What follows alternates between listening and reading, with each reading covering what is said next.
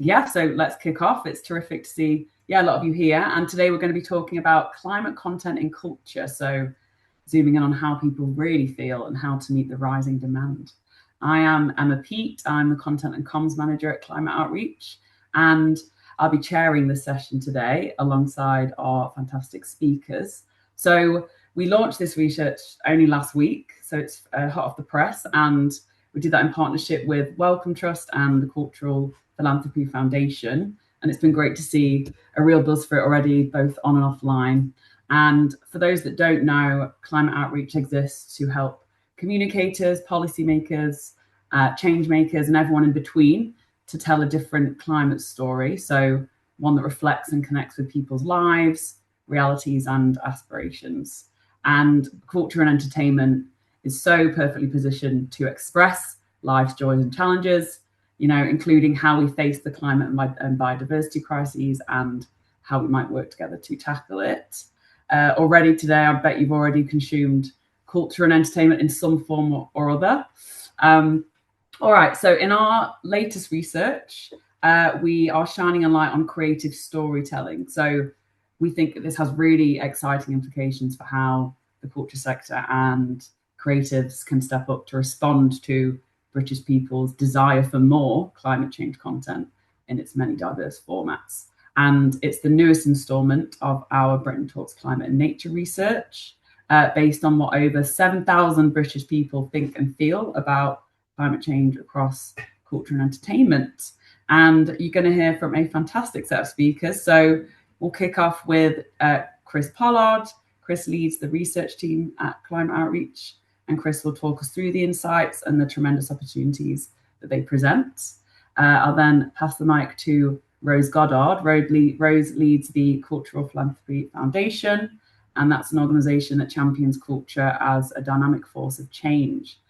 Rose has a ton of cross-art form experience in fundraising and strategy, and has advised clients including Soho Theatre, National Centre for Writing and Live Music Now. And Rose is also the co-founder of the Climate Fiction Prize, and that celebrates the best contemporary fiction that engages with the climate crisis. Then we'll hear from Mike Cluley. Mike leads on cultural advocacy at Wellcome, the global charitable foundation that supports science to solve the urgent health challenges that we all face. And Mike brings 20 years of experience in the culture sectors at global, national, and local levels. So Mike's worked with the O2, Domino Records, and the City of London Corporation. So yeah, a real mixed bag. And after that, you'll hear about award-winning climate storytelling in practice to hopefully get your creative juices flowing. So with Camilla Tam, who heads up international partnerships at London's Natural History Museum, that hardly needs an introduction, but it is the world-class attraction, leading science research centre that captivates millions of visitors with its extraordinary exhibitions that celebrate our natural world. And Camilla has been in public engagement for over 15 years. So she develops and delivers activities with NGOs, scientists, artists, broadcasters, including the BBC's Natural History Unit and NASA. Seeing a lot of hearts come through, which is lovely to see, as I talk about the accolade of our speakers. And we'll, last but not least, hear from Finlay Carroll, a development producer and theatre expert. Finlay works across commercial, subsidised and fringe theatre sectors. Finlay was assistant producer for the UK's first music theatre department at Birmingham's Hippodrome, a team that has worked on new musicals, including the award-winning Hot Mess, which was selected by The Guardian as one of the top 5 theatre shows in 2025. A really fantastic climate musical. And yeah, Finlay has a lot of passion about climate musicals specifically, which I'm sure you'll hear right later. Okay, before we get into it, up top, I want to share how we define culture in the context of the research in all of its rich and multifaceted kind of forms.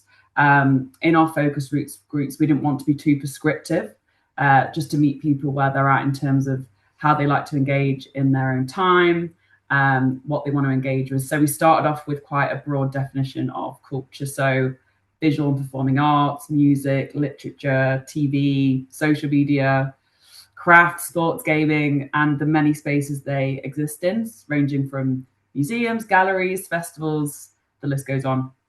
In terms of housekeeping, please do ask your questions using the Q&A function at the bottom of the chat as we go.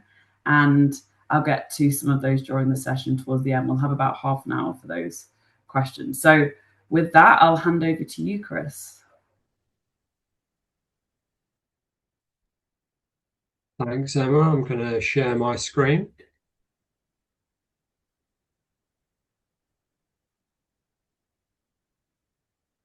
Great, thank you. So, good morning. Hi, everyone. My name is Chris Pollard. I'm Senior Researcher at Climate Outreach. And I'm going to be sort of presenting some of the tidbits of interesting insights that we found from the climate content in cultural research that we did. So this is what I can present today in this small bit of time, is only a small bit of the wider research that we've done. So please go and check out the website for more interesting things and more data. And the climate and culture work forms a chapter in a wider piece of work called Britain Talks Climate and Nature. If you go to Climate Outreach website, then you'll be able to see this work on culture and climate, but it sits alongside other really interesting topics such as farming, trust in leadership and fairness, and how the British public think and feel about those different topics and how we can use those feelings to do better communication and engagement in those areas.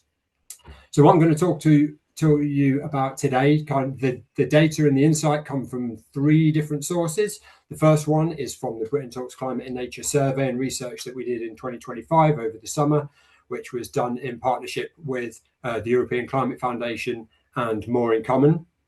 There's another little bit of data that is purely from More in Common and their research as our research partners there. So thanks very much to More in Common for letting us use those data to help really show the wider picture and what we're trying to talk about today.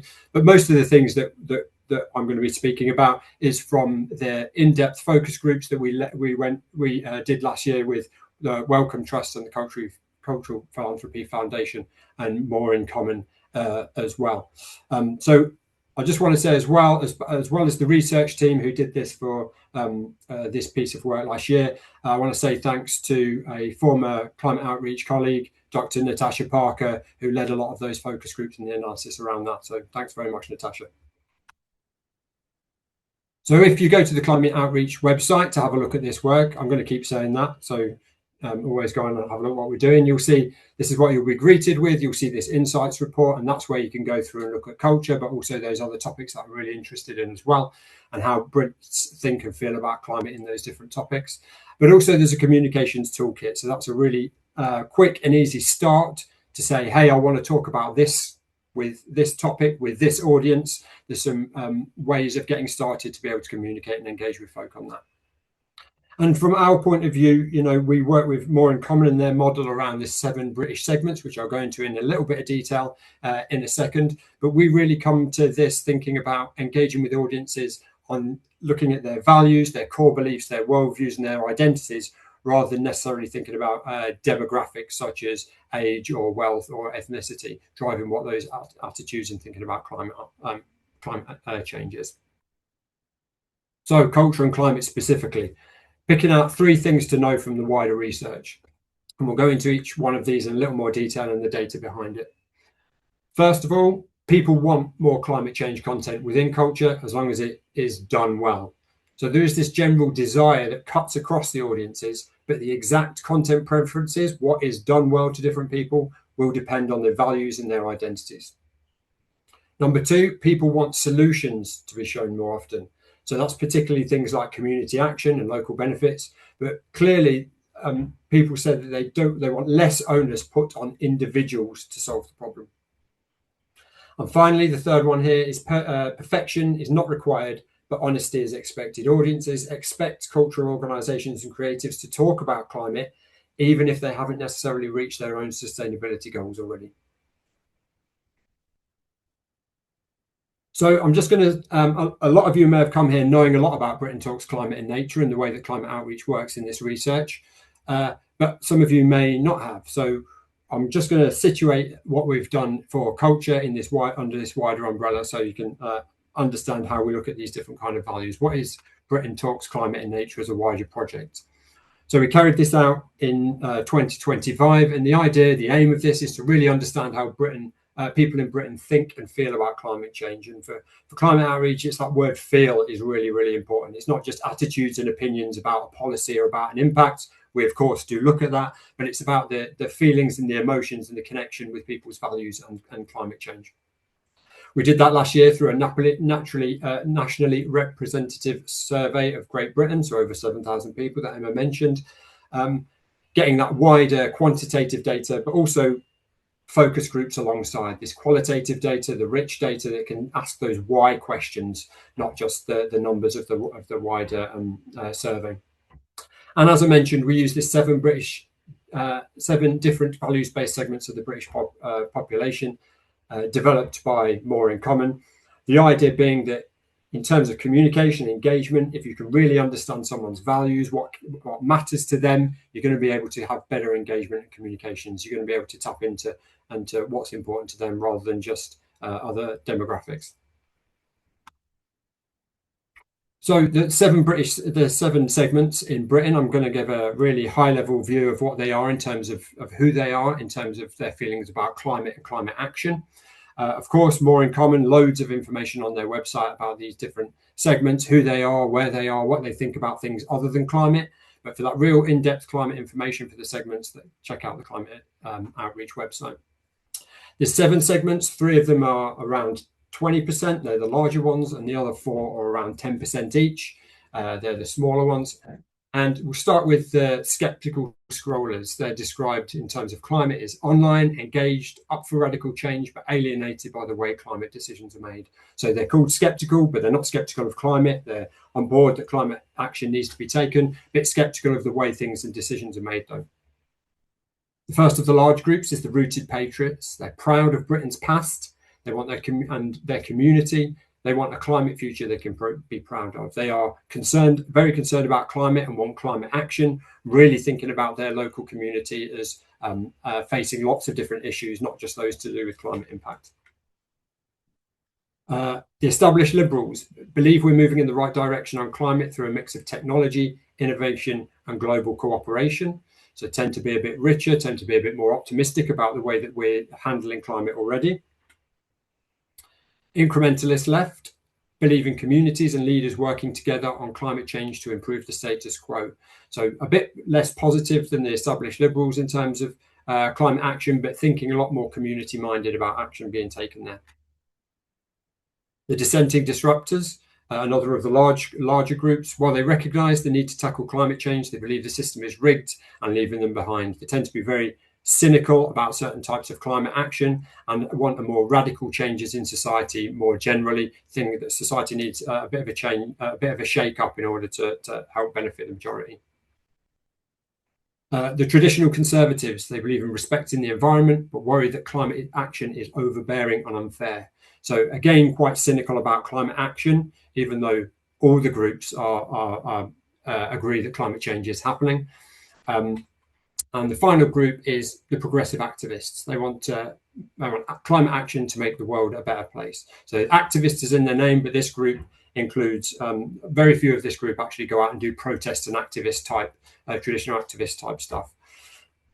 Okay, so that's the kind of small introduction, similarities and differences between the different segments when it comes to climate. What about similarities and differences when it comes to consuming cultural content? So I won't go through this in detail because there's a lot of information on here, and this is data kindly shared by More in Common. And at the top there, you'll see about percentage days or every day that people watch streaming TV, for example, Netflix. And you won't be surprised, skeptical scrollers, we know they're online a lot. They're the highest here, and the traditional conservatives the lowest. The next one down, listening to music. Everybody does this. Loads of people listen to music every single day. The segments are quite similar when it comes to that in that area. And then the bottom two, this is percentage from time to time or more. Going out and in person visiting places, cultural places. In this example is museums and galleries and theatre. And you can see that fairly similar in terms of the museums and galleries in the percentages, but the established liberals and the progressive activists tend to be doing this more often. So let's visit those 3 headlines and look at them in a bit more detail. The first one, people want more climate change content within culture as long as it is done well. So if we look on the plot on the right-hand side here, the question we asked in the large survey was, outside of news and documentaries, would you like to see climate change mentioned more or less frequently on entertainment shows, so specifically entertainment rather than news and documentaries, you might watch on television or streaming services? And the blue bars is folk who want to see it mentioned more, and the red bars, folk who want to see it mentioned less. So you see overall at the top that there are more people who want to see more of it than there are people who want to see less of it. So we can see that overall that there is this desire to see more. You're more likely to say you want more content, but it changes depending on those value segments that we've talked about. Some the majority want to see more, but some one group, the majority, want to actually see less. But this is where the focus groups that we did as part of this work is really, really important, because we can dig into what that actually means. And when we did that and we talked in the focus groups, we could see that pretty much everybody in the focus group said they did want to see the content, but it really depended on what it was like. So the progressive activists, the established liberals, and the incrementalist left, they talked about climate themes being subtly integrated into entertaining content. Whereas the skeptical scrollers, the rooted patriots, the dissenting disruptors, it was more like hard-hitting, real-life examples of what's happening. The two quotes from the focus groups to illustrate this. So incrementalist left here, make it fun and interesting and avoid getting people down. Whereas the rooted patriot sort of typical quote was, it's like everyone's too scared to go straight to the truth now, and they want to pussyfoot around everything rather than actually say what it is. So you can see that people want the climate content, but how they feel about it is maybe going to differ in their responses to the kind of thing that they desire. The second of the headlines, people want solutions to be shown more often. So a couple of quotes to illustrate this. Established liberal from Somerset, if you show constructive action, I'd be quite happy. I don't want a repeat of the same messages that you know the end is nigh. So trying to avoid that the just doomerism, the doom and gloom. But then also dissenting disruptor from Essex, I don't want the layman to be responsible for climate issues. It's the government. They've done this to the earth and the planet, and they're not accountable. So it's really, we know this from lots of other research that climate outreach does around not feeling like the individual should be responsible for tackling climate change, and it should be a wider collective action. And I think this is, people are reflecting that in terms of what they want to see on screen or in terms of culture. And then who should be talking about climate? Trust in talking about climate goes to those who are passionate, authentic, and down to earth. In our larger survey, we're talking about climate change. People are less likely to trust an executive for an energy company. So 44% of people are less likely just to trust someone from an energy company talking about climate. 58% of people are less likely to trust a politician. That was the lowest of the ones that we tested. And even people who are part of an activist or protest group, folk are less likely to trust the climate information coming out who's someone who identifies in that way from a protest or activist group. But what about those who are more likely to trust? What are the characteristics there? 50% of people are more likely to trust those who use language which is easy to understand, speaking in plain English, understanding the way that their audience speaks themselves. That they have no ties to political or corporate interests. People in focus groups talked about being paid to talk about sustainability, for example, or they just thought that people might be talking about it, for their own careers rather than really caring about it.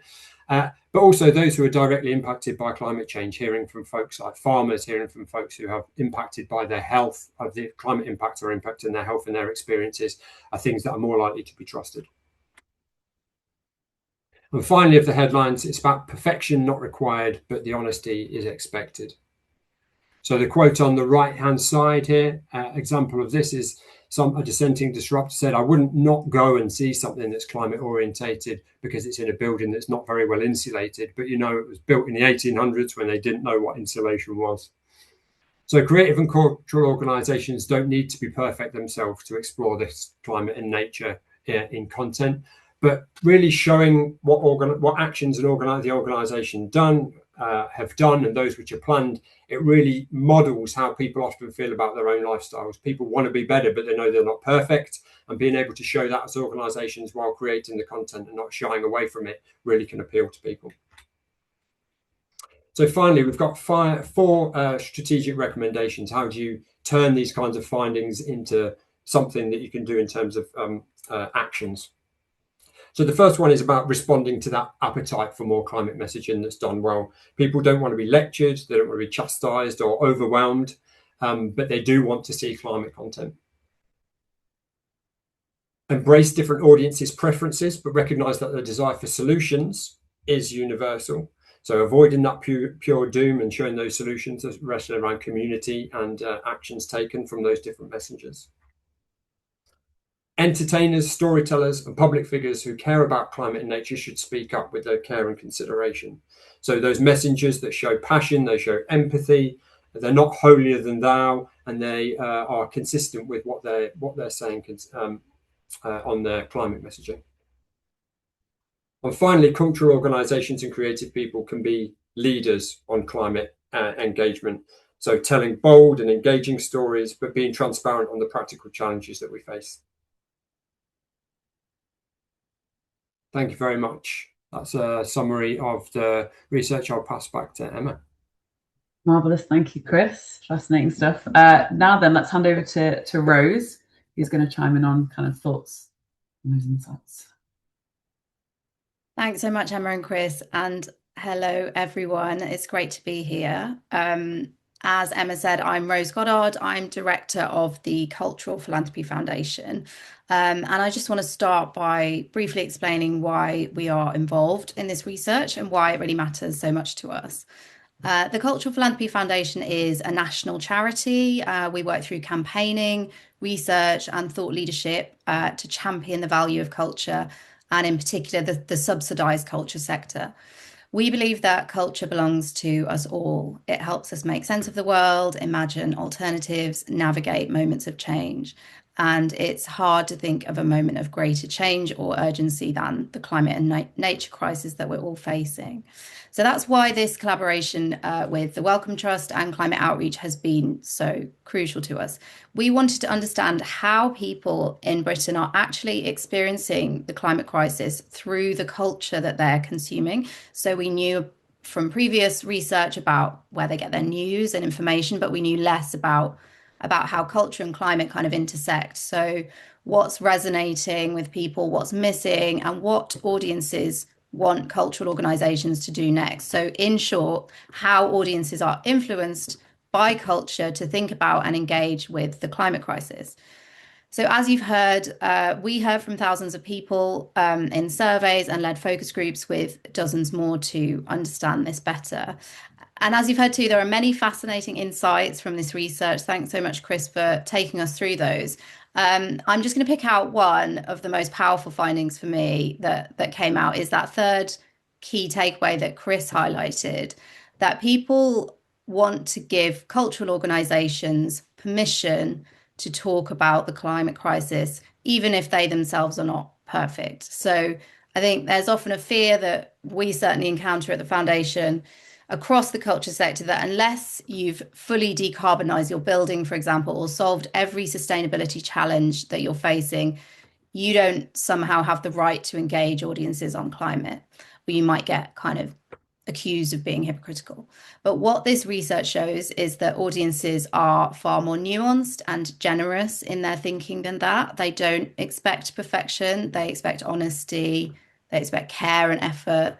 And on the whole, people understand that this is complex, that funding challenges are real. They don't need you to be perfect, and they won't find it hypocritical if you haven't started using a heat pump yet, for example. They want organizations to be part of the climate conversation, not silent because they're worried about getting it wrong. I think that really matters because, as Emma put it so well, culture is uniquely placed to reach people emotionally and imaginatively. It can help us process the fear and grief that we feel around the climate crisis, but also the hope and the possibility and the futures that we want to build. And we're going to hear in a minute from two people, Camilla Tam and Finley Carroll, who've led some brilliant climate-related projects with huge success. Camilla at the Natural History Museum and Finley through the musical Hot Mess. So what I really want to emphasize is there's a real leadership opportunity here. Cultural organizations are on the whole, really trusted. They're often very embedded in communities and they're very locally connected. They shape national stories too about who we are, the kinds of things we value. And this research suggests that audiences are ready for the sector to step up as cultural leaders in the climate crisis. And I also just want to touch on that we're focusing a lot on climate storytelling and programming, which is absolutely vital and probably our most powerful lever in the climate fight back. But I also want to underline that this is bigger than content alone. There are opportunities to embed a climate response across organizations and their models. So, for example, in governance, in your boards, in fundraising, the kinds of partnerships that you're building, your comms and your operations, because storytelling really works best when it's aligned with how organizations behave and what they stand for.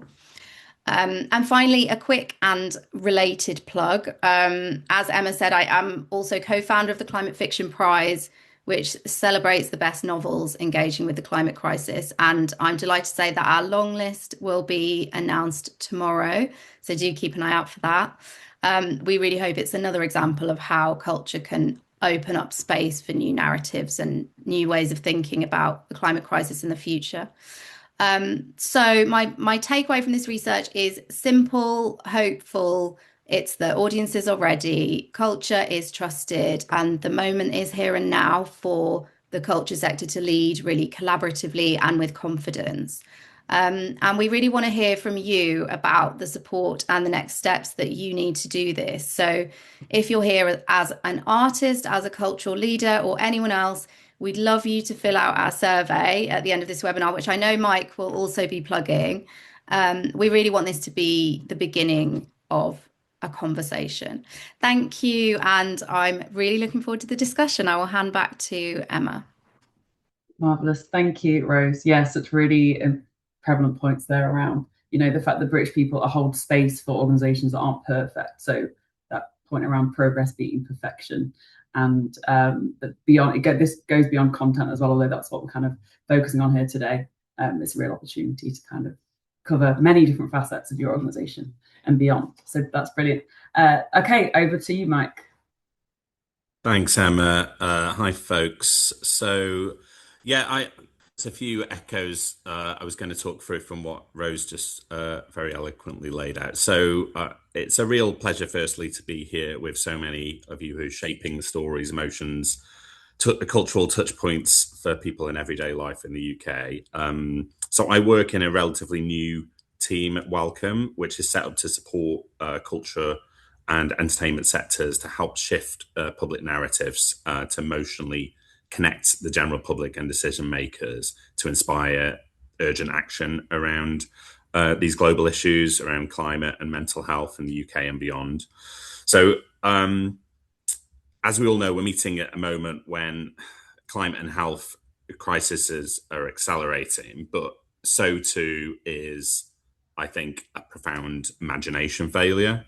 So people are struggling at the moment, as that been outlined in the research, around how to picture a future that feels livable and fair and worthwhile fighting for.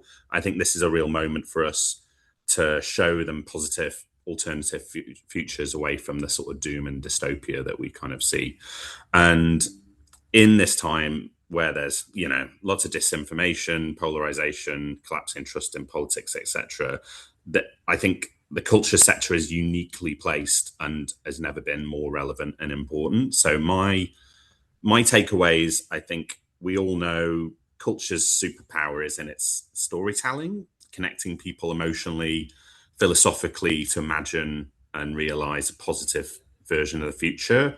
But we need to be better at communicating, connecting with more people about the climate in a way that is positive and relatable. And that means reaching more people where they are and broadening out who we're speaking to. And that might mean having some difficult conversations. But I think, as this research shows, people are up for it and they trust culture as spaces to experience this content and have these conversations. And as you'll hear from Camilla and Finlay in a moment, there's incredible things that people are doing. But I feel it can often seem like fireworks going off in the sky. And if you're lucky to see it, it's amazing. But otherwise, it can feel like just a black sky. And I think we need to move away from sporadic fireworks to kind of constant campfires, if you will. So I am really excited to see how we at Wellcome can help support the sector to build on this research and work and come together and support what's needed to push things forward. So yeah, really looking forward to the discussion, but I'll hand over to back to Emma. Thank you, Mike. I love that analogy of the constant campfires versus your fireworks in the sky. There's a bit of art for you today. And yeah, very inspirational. I think those campfires, bring together groups of people that can kind of team up. It's getting those kind of, different groups, organizations, commissioners to kind of team up and tell that story to contribute to the broader picture. All right. And with that, I'm going to hand over to Camilla Tam.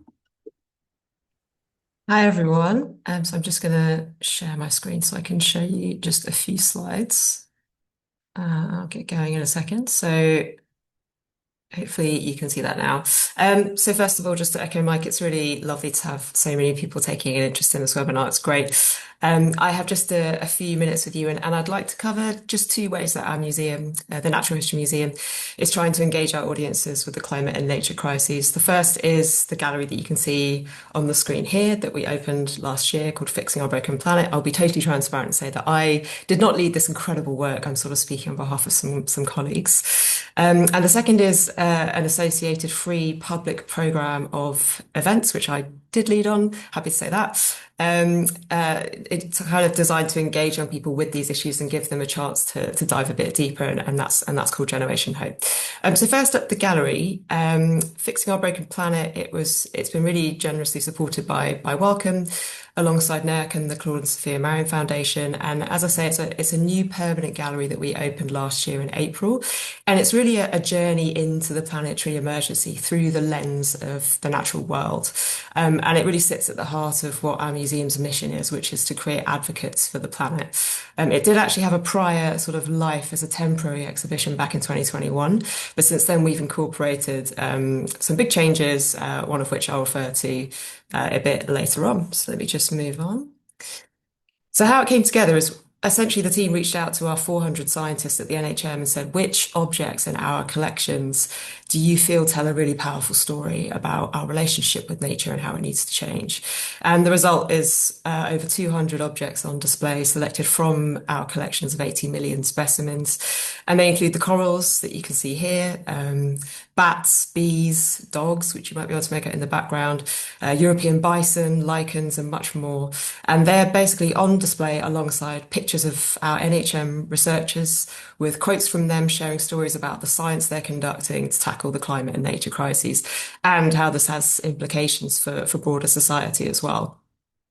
And the gallery is loosely divided into four zones. So the food we eat, which is pretty self-explanatory, the stuff we use, so this is how we produce the materials that we use in everyday life and how we dispose of them, the energy we use, so how can we reduce emissions, restore carbon in our ecosystems, as well as the impact that rising CO2 emissions is really having on nature. And our health, which is essentially people and planetary health and the intersections there. There's also a dedicated conversation space and interactives for people to engage with, which just gives people the opportunity to reflect and have their say on these critical issues. And just relating to the research, some of those really pertinent points, if you look at the panel that's on display in the gallery on the left, we've tried to be pretty open about the steps we've taken in terms of our own sustainability efforts. And also importantly, that we are seeing this as a journey and giving people the chance to sort of find out more with that link and I guess come with us on the journey. And if you look at the panel on the right, I mean, I would say this is I've been at the museum about 12 years, and I would say that this is probably the strongest call to action messaging throughout the gallery that we've ever had in our permanent spaces. And, we're really trying to emphasize this message of there is hope, there are many actions we can take and so on. And I mentioned at the start that the gallery was first conceived as a temporary exhibition a few years ago in 2021. The reason I mentioned that is because the evaluation at the time showed us that visitors loved the exhibition, but they quite specifically said, we'd love to have more concrete suggestions for actions that we could take for people and the planet. So we've really tried to kind of respond to that through the gallery. And one of the ways that we've kind of done that is adding in these pretty simple what you can do labels. So these feature our scientists, but other experts and change makers from across the world sharing their proposed action that people could take. And they range from, buying refurbished phones if you're looking for a new phone, through to sense checking sources of social media content before actively engaging with it and potentially spreading misinformation and so on. We haven't conducted full evaluation of the gallery just yet. It's only been open about 9 months, but we will be in a few months' time. But a couple of things that I can tell you already. It's popular. So in the 9 months it's been open, we've had over 2 million visitors into that gallery, which is a lot for us. And it actually makes it the museum's second most visited space after, no surprises, the dinosaurs, which seems to always trump any other gallery. So I would say, people are clearly really interested in museums hosting this kind of content. And I think the other thing I can quite confidently say is it's helping to create advocates for the planet. So exit survey data has shown us that 82% of people who came through the doors, visited the gallery, said they were more likely to take action to protect the natural world after their visit, which is great. In the few minutes I have left, I'm just going to quickly jump to the second initiative I mentioned, and that's the Generation Hope program. So this is essentially an annual free program of talks, workshops, storytelling, networking, etc., aimed at really engaging young people with both the challenges we face and the solutions and actions we can take in the climate crisis and the nature crisis. And in terms of speakers and collaborators, we quite purposefully convene a real range of different voices and areas of expertise, which we maybe haven't traditionally done in the past with some of our public engagement. So it absolutely includes our museum scientists, lots of them, but we also invite climate justice activists, artists and creatives, those from the business world, the policy world and more. And this is really to try and engage the widest possible audience and show people that these are really multifaceted issues in the planetary emergency. But it's also to reflect that anyone can contribute to meaningful change, regardless of your skills and interest. The topics we've touched on over the past 3 years have ranged from how the climate and nature crises are intersected and connected, how to turn climate grief and eco-anxiety into eco-action, how to navigate the complex landscape of climate misinformation and disinformation. So a really kind of broad programme. So that's just to give you a quick overview, but I think some of the more interesting insights to share with you today are what the evaluation data has shown us about where our younger audiences are in terms of engaging with these issues. So this is with respect to the most recent programme that we ran last May. We commissioned an external evaluator, pre-surveys, post-surveys, interviews, all that kind of stuff. And I just wanted to share some of the strongest scoring visitor outcomes on that Likert scale from strongly disagree to strongly agree. Protecting the natural world is important to me. I've enjoyed myself. I want to engage others in issues around the planetary emergency. I'm more likely to take action for the planet. I feel part of a community with regards to the planetary emergency. And over the past 3 years we've run the programme, we've really consistently seen this emphasis on community. It's come up time and time again, with attendees just really keen to engage others and engage in collective action, probably slightly more so than the kind of more individual lifestyle choice change type action. So that was quite interesting to see. And I just wanted to highlight a few key attributes that attendees said they particularly really appreciated about the programme: diverse stories and perspectives, having the opportunity to actually come together and talk and discuss these issues, share ideas. And they appreciated the emphasis that anyone can make a unique contribution to collective action on the climate and nature crises. And I think this is my last slide. So our evaluation also explored emotional responses from attendees both before and after the programme.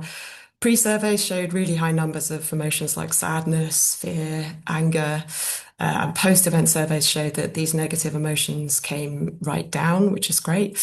And some of the highest scoring emotions were interest, admiration, compassion, and hope.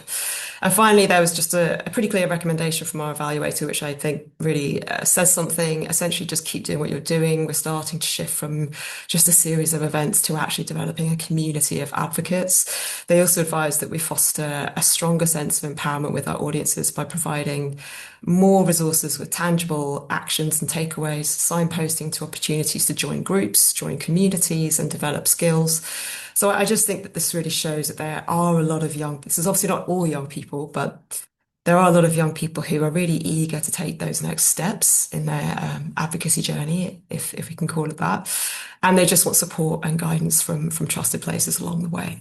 So I will stop there because I've probably been talking for too long already and stop sharing screen. Thank you. Thank you so much, Camilla. That was really excellent. Like, yeah, kind of a walkthrough of the Fixing Our Broken Planet, and then kind of a little bit behind the scenes of Jen Hope. And actually, I think one of the folks that was on screen might have been Samaya Dumbaya, founder of People's Arc, who we actually featured on one of our webinars end of last year. She's an incredible spokesperson for diaspora communities, and yeah, do check that out. An incredible stat as well: 82% of people more likely to take action after visiting the Fixing Our Broken Planet exhibition. It just so, yeah, it really kind of speaks to the power of art when it comes to life like that. So excellent, thank you. And now on to Finley. That's not me. Hello, I'm just going to share my screen with some photos. Yeah, hello, I'm Finley Carroll. I am a development producer working in theatre mostly. I recently moved back to London after 2 years helping to launch the new musical theatre team at Birmingham Hippodrome, where one of our premiere productions was a new musical called Hot Mess. This was written by Jack Godfrey and Ellie Coote and also produced with Vicky Graham Productions. I'm now developing a number of independent projects which explore climate issues through musical storytelling, but I'm mostly going to talk about Hot Mess today as an example of that. So Hot Mess is a pop two-hander musical in a rom-com format about the toxic relationship between humanity and Earth. And this is Tobias Turley from Mamma Mia's I Have a Dream, pictured here as humanity. This was the first show that we developed alongside the launch of our National Department for Musical Theatre, with all the kind of expectations and attention that announcement brought. We know that 70% of cultural audiences expect organisations to do more to influence society on climate, and I really believe that artistic programming is where that influence and visibility lies. What the shows we make is why people come to theatres, and so it's important to be really fearless and centre climate stories. In this case, it was a pop rom-com with a compilation of breakup ballads, diss tracks, and love songs that told the entire relationship history between humanity and Earth. Reflecting what Camilla said, Hot Mess sold out at the Edinburgh Fringe in the first week and picked up several new writing and festival awards before transferring to London Southwark Playhouse. The show is popular and critically acclaimed, despite being really overtly about climate. Secondly, we worked really closely with our marketing and comms team to reflect and consider how we were speaking about climate and how we were centering the climate crisis in this new musical. We had lots of conversations about whether we should use the words climate crisis, and there were often really different views within our producing, marketing, and comms teams about that. But I guess the key thing is that organisations like the Hippodrome and cultural organisations, they understand their audiences already. They have insights into the price people will pay, how they will attend theatre, what kind of shows they like to see. And so there's a lot more to learn, I think, around also about how audiences are different in terms of climate. With Hot Mess, we knew it was for a younger audience, so we ultimately landed on this tagline, Earth and humanity, it was never going to last, ... which obviously suggests climate breakdown, but without being kind of completely explicit or the same kind of messages that people usually hear. And Hot Mess found its audience, I think, because the show itself was built to appeal to that younger audience in terms of the content on stage, but also how we communicated it to audiences.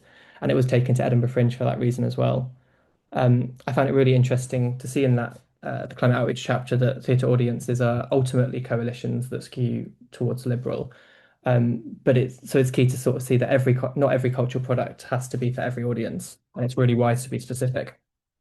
The other thing I want to talk about is that Hot Mess was developed over a period of 5 years, from an initial commission back in 2020 by Vicky Graham, through different stage workshops, through readings, through dramaturgy, and we worked with the two artists, Jack and Ellie, who really knew the musical theatre form and were making really brilliant work outside of Hot Mess as well. So I think this is really important for moving climate issues from the niche into the mainstream, that climate can be something that's talked about and considered in culture just as much as any issue. And in that sense, as a development team, we were also not afraid to ask questions to them throughout the process that you'd pose to any other musical that we were developing. So who is this for? Why does it exist? And how does this form help to tell this particular story? I think you can be scared to ask questions of climate work because you kind of have a moral reason to support it. But I really like this quote by a critic called David Roman, who was writing during the HIV/AIDS crisis about how criticism can be a cooperative endeavour and a collaborative engagement with a larger social mission. So it's really important to stress test the work before it reaches audiences as well. And as a result, Hot Mess was described by critics as a musical that works on many levels, having brilliant one-liners, dazzling music, and two formidable performers in Danielle Steers and Tobias Turley. So this, for me, this is one of the real wins, is that it was seen alongside other types of musicals, and musical theatre fans left Edinburgh posting on their Instagram stories about the brilliant show that they saw, and also how important it is that there's a show about climate change, whilst they listened to kind of the soundtrack on the way home. So there's kind of a broader impact here in terms of audiences. I think thinking more widely than Hot Mess, being really art form specific when you're thinking about climate work is really important. So my world is all in musicals, and I often ask, what are the obstacles that our audience face in discussing, processing, tackling climate change? And then what are the defining attributes of the art form that I'm working in? Then the third question is, what power do those attributes have in overcoming those obstacles? All culture helps people find an emotional language to talk about climate change, which is currently missing and desperately needed. But I think for musicals in particular, they help people experience issues in really tangible emotions, often through complex metaphor, often exploring complex topics through metaphors or what we call stacked moments in musicals, which is where there's songs, scenes, dance, lighting that all come on top of each other to form an overall feeling. Musicals are also really good at showing characters imagining hopeful and livable futures. So musicals characters usually go from A to B, and in that time they go through emotional change, societal change, and you see them emerge at the end changed by that. So I think musicals are really good at helping people believe that change is possible. In the cases on screen, there's Billy Elliot and West Side Story, that you see these sort of massive societal and individual changes represented in them. Musicals are really good at that. And to speak to the point earlier, musicals are also really anti-doom and dystopia. You can't really make a musical without it being fun and joyful, because people just won't come to it. So it's a really good form for kind of changing the conversation around climate while still going straight to the truth, in a really entertaining way. Finally, I just sort of want to make a provocation and a request to have more conversations about this. I think the research that Climate Outreach has done has been really helpful for me personally in affirming sort of anecdotal experience of making culture about climate. But it really doesn't change a lot without sharing it directly with the artists that are going to make that work. So this is a team behind a writing team behind a new musical that I'm working on, which explores eco-grief, protest, and privilege through the eyes of a character called Rosie, who returns to her childhood home in Somerset after her estranged father passes away. She then becomes haunted by a rotting deer that is supernaturally connected to her father's house. With the seed funding from a charity called In Place of War, I took the writer and songwriter to a cottage in Frome in Somerset, and we learned about ecological activism, we learned about rewilding from a brilliant group of local activists. And this photo is taken in a nearby woodland where we found a deer hunting perch to climb up to. Whilst we were there, we also wrote 5 new songs for the musical and shared them with the local people. One of those songs is called Somerset Levels Now and references how the character Rosie arrives in the area after years in London and everything she experiences in that movement of moving back, much like what our experience was coming down a group of musical theatre writers from London to a cottage in Somerset. So my key provocation is if we're going to tell locally rooted stories brilliantly, we need to give the artists actually the confidence, the funded time and space and mentorship to explore those issues well. And I think we need greater integration between artists, commissioning and producing organisations, and brilliant networks that we're all aware of, like Local Storytelling Exchange or Oxford Climate Journalism Network, who are finding these stories in the UK. We need to actually have mechanisms to connect those stories to the artists. So I think my provocation is this is about infrastructure in the next step. It's about finding new mechanisms to bring those people together, because the artists are ready to tell the stories, the producers are ready to produce the stories are there, but we haven't quite found the ways to convene yet around those stories. But I'd love to have further conversations with anybody on this call about that. So do get in touch. All right, thank you very much. Stunning. Thank you so much, Finlay. Yeah, really good point around how do we start to connect the dots, the appetite's there. How do we start to get moving on this? And in our previous conversations, I've loved hearing about the kind of mechanisms behind climates and how, you want to appeal to kind of a broader audience through them, through like songs that, you can project futures. And I think that the hope and joy that can come through in content like that is really incredible. So yeah, thank you for your work in that so far, and really look forward to seeing kind of more and that those musicals develop like the one that you shared. Yeah, and like a really collaborative approach really great to see. All right, so we're going to move into the kind of Q&A section now. Thanks a lot for all your questions that have come through. And I want to kick off actually because there's a question around, someone's asked about what we mean by climate content that's done well. That comes from a filmmaker who often commissions, where often TV commissioners say they want to see projects that do not make climate the central theme, but rather make relatable human themes and explore climate as part of the narrative. And across all of our focus groups, we did hear consistent willingness and appetite for more climate content within culture, provided it is done well and meets those audience tastes. So yeah, I wondered if maybe Camilla and Finley, you could speak to what doing this well looks like. I know you've already touched that a lot within your kind of sessions, but yeah, anything further to add to that would be great. I'm happy to quickly jump in first if you're good with that, Finley. Yeah, I mean, I suppose the sort of quite obvious point to make is just how important it is to kind of understand the nuanced differences in your audiences. I mean, I suppose I'm speaking from a museum's perspective where we have all kinds of different people coming through the doors. But we know from the research that doing this well is going to look different for different audiences. I mean, the truth is that most of the sort of 6.2 million visitors we have through our doors are just coming to the museum for a fun day out. They probably just kind of want to see the dinosaurs and go home, or see some taxidermy birds and then go home. And that's not to be sniffed at. That's great. Anything that can inspire people with the natural world is a win for us. But I mean, for me, I think we have the most insight from Gen Hope, where I do think we're doing this well, and the data shows that. But I should say that we thought about who we were really trying to reach when we put the program together. So actually, it really is a program that's aimed not just at young people in their kind of late teens and through their 20s, but also those that are already somewhat interested, somewhat engaged with these issues. And our goal was to kind of help them take that next step and yeah, really help them kind of progress in that space. And a couple of things that are really clear that I think chime with the research that Chris kind of talked us through, that we are absolutely clearly hearing from these young people. They really want authentic, passionate voices and perspectives. They want to know how to best hold those with most power accountable. They know this is a key way to influencing true systemic change that we want to see. They've absolutely said they want more actions and solutions. Museums are relatively trusted places, so we should make the most of that and give them options that will be meaningful for them. And I guess it's interesting because, like Finley said, I mean, there's a lot of interesting things that you said, but you mentioned about the kind of tangible, emotional, feeling side of things in your work, which is just so critical. And interestingly, we had some feedback from our advisory board for the program, so they're largely composed of young climate and nature advocates, that they wanted, you know, the hard-hitting reality of the crisis is really critical and important, but they wanted more joy in the space, was the way that they kind of framed it.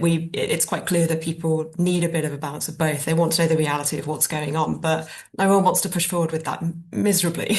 And a lot of the activists we've collaborated with have made a real thing about the importance of climate joy, and that's how we really act together collectively. So that's what I just wanted to share on that. Yeah, I would just add that I think being specific is really important in what you're doing, not trying to do everything within one piece, because you wouldn't do that about any other piece that you wanted to be done well. So why do it about climate? I think there's so many different issues that need dealing with in different ways and speaking into different people about those issues. And then I think, like, as you mentioned, Camilla, like there's long been this argument about like hope or fear about how to lead people and what to prioritize. And I guess my point of view is that the best sort of stories do both of those things, and they show people going through that process of grief, or like that process of anger, towards something that is better. So I think that what doing well means, like, yeah, being clear-eyed about the truth and not like hiding away from what is happening, but also then showing people that human people that people can relate to, like actually going through that towards something better, and kind of imagining those futures. So it's kind of grounded in reality, but still imaginative and kind of where we could get to. And then apart from that, I think there's not really much else you can say about what it means to do well, because that looks different in every different art form and medium, and it should look different. As Mike said, it shouldn't be sporadic. It should be kind of lots of different fireworks, hundreds of fireworks going off at once in different ways, is probably the best approach. Yeah, 100%. Tailor to audiences. And as you said, it's kind of that problem solution arc, isn't it? That the art has is perfectly placed to kind of run audiences through and showcase, people really want to see those solutions to climate change. That really shone through in our research. So you can kind of take people on that journey. There was also a question that came through, a few questions around how we can kind of connect the dots and get stories out to broader audiences. So someone from within the community renewable energy sector, part of a small network of not-for-profit social enterprises, they can struggle to get their voice and stories heard and taken seriously. So it's a question on how do we kind of team together and find the right partners to get our stories to a broader audience. Perhaps Mike or Rose could touch on that. Thanks, Emma. Yeah, it's a great question. I mean, throughout my career, I've always tried to maintain this, I guess, philosophy of connecting the dots, because I feel like, I guess to that earlier point, like there's lots of brilliant things happening, but we're often in the culture sector better at having conversations with ourselves or with our own kind of, near and dear, rather than kind of like those conversations more broadly, and how we can maintain that sort of common ground for different groups of people who may have different points of views from our own that we might not agree with, to have those conversations and to sort of frame that. I mean, to the point, I guess, around how do you connect the dots at a local level? I think, first of all, again, it's quite tricky, because even just finding a kind of a simple directory or even a web page around who's doing what where in this sort of space and world is quite difficult. It's quite fragmented.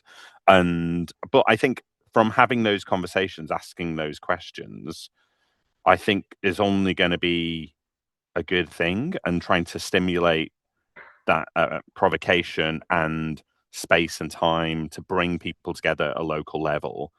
And I think often another interesting kind of thing out of the broader, more in common research is, across all the differences from these different segments, there's some commonalities, and that word community was one which kind of like consistently cut through. Like, people really resonate and connect with that word community. They might have different definitions and takeaways and meanings related to it, but I think that is a really strong swell. And I think more broadly in society, like, the more opportunity for bringing people together in real life to have these conversations is really empowering, rewarding, provokes agency, provokes authentic conversation. And I think trying to stimulate from that, and I think that is really good grounding to then take to potential funders, like, well, what do you think about doing this? Because I've already got a consortium of interested people together to be able to do it. And I think that is kind of, all that good stuff grows from that, I feel. Yeah, great. And so yeah, questions have come up around funding. Actually, I know you mentioned that, Finley, as well. How do we begin to secure funding for this kind of thing? Rose, is there anything else you wanted to add to that? Yeah, absolutely. I think Mike had that great image of campfires rather than fireworks, and I think funding really needs to support that continuity, not just moments. We need flexible funding for capacity, for core funding, not just projects. Multi-year funding, so that we can really embed this work across organizations, as we've talked about, rather than just kind of bolted on projects. We're obviously we advocate for the role of philanthropy in this, that really builds those kind of long-term relationships. Funding is all about relationships, and we need to build those over time. I think we are kind of at the beginning of some funders going on a journey around culture and climate. It's there with some trusts and foundations, for example, but not there with others. So I think we need to be working with funders. We need to be using our advocacy, our boards. I think, that's a really important point about how can our boards do more. How can we, as cultural leaders, really step up and advocate for what's really vital here. So that, yeah, and I think, you know, so that small organizations aren't carrying the burden alone. And I think just to that point around a kind of collective and a consortium and just building that, I think Camilla had that lovely evaluation piece around, you know, the move from an event or a series of events to a collective, a sense of a collective, a sense of shared activism, you know, so it is possible. And I think that's the work we're all engaged in, is building that community. Incredible, yeah. Okay, there's a few questions coming about the research specifically, and let's just see which ones make sense to cover today. A lot about like how, you know, trust in politicians and government is under strain. And do you think this is part of the wider distrust and dissatisfaction in the political system? Should we therefore stop and leave to others to reframe? Like we've said that kind of cultural content is really well positioned to kind of build trust. But Chris, I wonder if you'd speak to that. And also a part two of that, was there any variance in kind of respondents' appetite to climate and culture between different art forms? Because I know you showed the slide earlier of, you know, listen to music, podcasts. Was there anything more that maybe came through in the focus groups that showed that real difference in what different people want to see through the segmentation? So let's start with part one of that. Yeah, so I think the person who asked that question is right. There is the wider distrust in politicians, in politics, and in big business as well. And climate is as part of that. So how do you remedy that? Well, if you're a politician and you still want to talk about climate, hopefully everyone does, then it's all around those characteristics around being trusted and being authentic and being having empathy in the way that you're describing it, not talking down to people, in order to think about becoming more of a trusted messenger specifically on climate. But we know that the wider context of distrust is something that's being really pushed again. And sometimes, you know, sometimes the best option is always to get David Attenborough to come and do your messaging for you. Sometimes that doesn't actually happen, though. Not everyone can get that. So you've got to think about, am I the right person, or are we the right people to be talking about this, to be able to authentically show those really important characteristics? And if you're not, maybe you have to step back and really foreground people who are. But the alternative is sometimes there isn't somebody better than yourself to be able to do it in terms of conversations, individual conversations, or if your organisation really needs to do it. And so from that point of view, there are things that you can definitely work on in terms of that empathy, passion and expertise to make sure that you're connected better with the audience in order to build that kind of trust in what you're doing for climate action. Brilliant. Yeah, that's fantastic. And the question around kind of the different kinds of content for segment, is there any way of kind of exploring or digging into that any further based on what we heard on Focus? So, I mean, really interesting thing was that, you know, everybody, even though the plot that I showed that some people were, a majority of some segments were, or majority of one segment was less enthusiastic about seeing more climate content and actually wanted to see less. But when we did the focus groups and talked to them, the case was that they were talking more about, oh yeah, well, we do want it explored. It's happening in society. We're seeing it. It should be there. But it's what are those actual elements? And we got to the point within the research where we had those groups that were very much like it should be weaved in. It should be more nuanced. It's not necessarily up front, but it's part of the wider sort of theme. But then some people said, you know, other groups were, I want it hard hitting, I want it upfront, and those tend to be the groups when you look at the values of those groups more widely is around less trust in where information is coming from, you know. So the idea that those groups might be more happy with, actually, here's the clear, this is definite, this is what's happening, we're going to tell you about it. It's a lot clearer for those people who might be less trusting of traditional sources of media or where they get their information already. Beyond that, sort of what makes it good in those different segments and how they feel about it is something that I mean, Finlay mentioned it as well, you know, people understanding their audiences really, really well. I think that's what our arts organisations do. And I think being able to think about understanding your audiences already and then how that might fit how climate content might feed in or might be appreciated and engaged with those audiences is the way forward. But the answer is really that there's a lot more work to do there, especially around these segments about what really chimes with people under what conditions and why. We've talked about different kinds of channels and different art forms and organisations, and who are their audiences. And I think finding those really good combinations is work to be done, but there's a whole load of opportunity there. Yeah, definitely. And within our insights, we break down by segment kind of what the kind of, as Chris said, the kind of content the different segments want to see. But it's going to be a lot about trial and experimentation in terms of what works with your audience specifically. There was a really interesting question presented to us around kind of where the onus lies on creating more climate stories. So someone shared there's a lot of climate change oriented literature that's maybe aimed at children. And that's annoying because it's not their fault, which leads to all sorts of issues, mental health issues. As many of the identified groups have said, government may be one of the groups that need to act. Obviously, Camilla, through your work, you're kind of working with young people as opposed to expecting the onus to fall on them. I wonder if maybe you could speak to that, or how we go about kind of distributing that ownership of creation when it's come through quite clearly in the research that the onus, people don't want to see onus on individuals. It's kind of that community and group kind of action that people really want to see. So I'll open that to the floor. I'm happy to sort of kick things off a little bit, if that's helpful.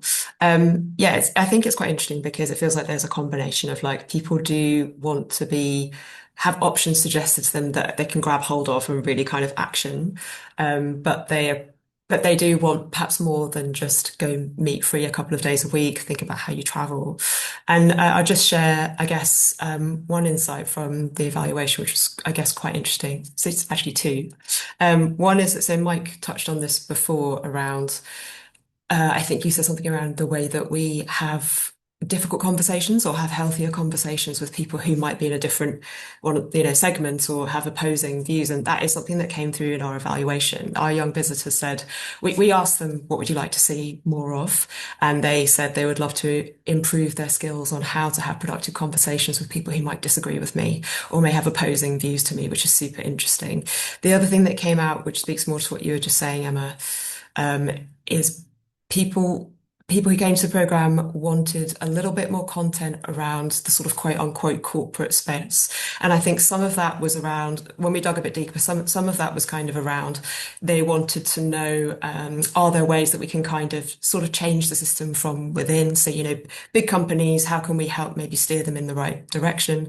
But there's also this piece around what can we do as consumers to hold these kind of big organisations accountable. So again, that's something that we're going to be addressing in the upcoming programme in April. But there just is this kind of desire to hold those accountable who can have the most influence and who aren't really being held accountable appropriately. Definitely with that younger audience, there's a real drive for that.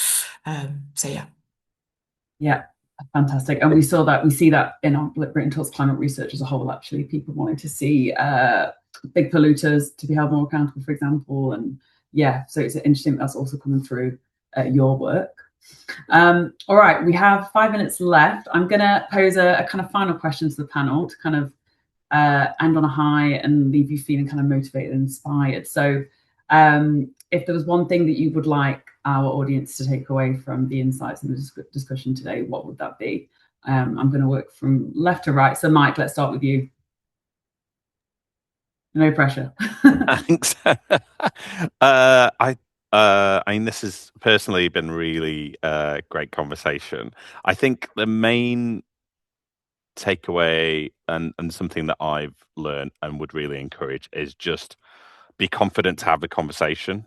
Just asking these questions provokes something, I think, and whether that's with the people, in your personal life, in your professional life, just next time you have a team meeting, take these insights and use it as a provocation to kind of ask other colleagues, how do you kick things forward?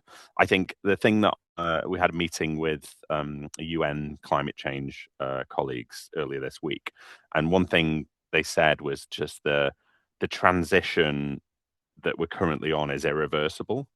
And that confidence of kind of like hearing that was like, oh my God, we are on this road of progression, right? How, not to say there's not going to be a lot of bumps and challenges there, but, you know, we are as humanity moving in the right direction, but we all have got a role and stepping up and encouraging more people to go on this journey with us, I think. Fantastic. Camilla. So I guess we've all talked about the importance of really getting to know your audiences as well as possible. I guess the other thing I would say, and it's mainly going to be coming from my perspective of, you know, the sort of museum science centre sector, I guess, is just to be braver. And I think the reason I say that is I can't remember, it came up in conversation over the past hour, but maybe it was Chris talking about when do and don't we talk about things in terms of us being confident that we are a voice of authority on something. And, you know, the Generation Up programme has of course gone back and forth, and there have been some barriers for us to kind of work through with, you know, very good points being made around, oh, why are we going to have a workshop on online climate disinformation? That's not actually what the Natural History Museum is all about, which is totally fair. But I guess my sort of provocation back is if we really mean it when we say we want to create advocates for the planet and we want to have programming around the planetary emergency, of course our science is important, it's absolutely critical, it's the backbone of who we are. But if we want to meaningfully engage people with something as multifaceted and broad as that, then what about our role as a convening space that really brings people together to address all of these issues? And yeah, so I would say be a little bit braver and really listen to what people are looking for in terms of a museum or a science centre or any kind of space like that. Brilliant. Rose?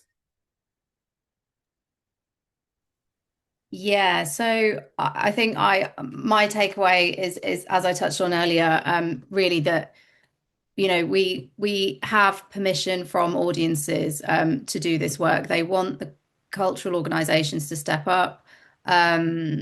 You know, there's no need to kind of be fearful in that sense, in terms of, you know, being seen as hypocritical. That just isn't an issue that we are seeing as a result of this research from audiences.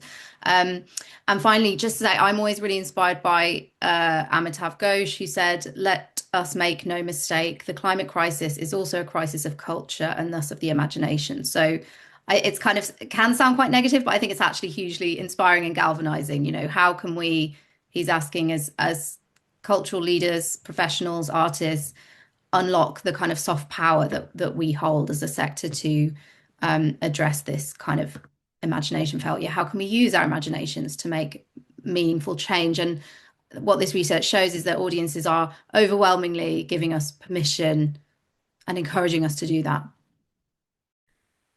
Beautifully said. And Chris?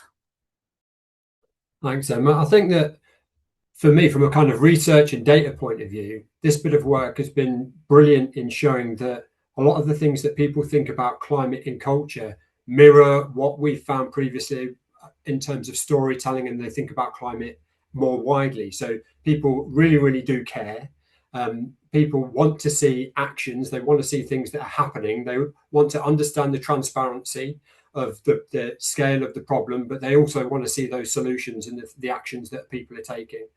And that's really good, because it just shows that, you know, we've got the culture chapter, which can hopefully help loads of folks in the culture sector to help them do more messaging and engagement around climate. But all the other stuff that we've done is really, really important and can be worked as well. Culture is not completely unique in how people feel. You know, they feel about culture as they do about many other things. So that's really encouraging that we got that kind of strong evidence backing, not just from the work that we did in this autumn, but a lot more of the climate outreach and the wider research in this area.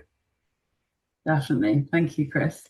Yeah, so we hope these insights today, you know, giving you the confidence to kind of start tuning into your audience needs, tell those climate stories that are solution focused and that speak to climate and nature action in kind of new and exciting ways. Culture is escapism, it's life affirming, it can be a lifeline. There's so much potential. And so a couple of final calls to action. Do check out the research at climateoutreach.org. If you scan that QR code, it takes you directly to the climate entertainment chapter, chapter 9. But then there is a whole host of other content around energy in the home, other areas which will help you kind of also frame those stories. I do encourage you to check out Climate Visuals as well, which is a library packed full of compelling climate images, many of which are free for nonprofit editorial and educational use, obviously to help tell a pictorial story. And because we want to help you and your organization kind of move forward in bringing more climate stories to life, if you could complete a short survey, so this QR code will take you there. And then we want to get feedback really on how, we can kind of help keep that momentum up and get more stories out there. It'd be a really good start. And I just want to end on something that Camille said earlier from the exhibition, which is together we can make a change. So thank you all today for joining, and thanks to the panel. It's been a brilliant session. And enjoy the rest of your day. Thank you, everyone.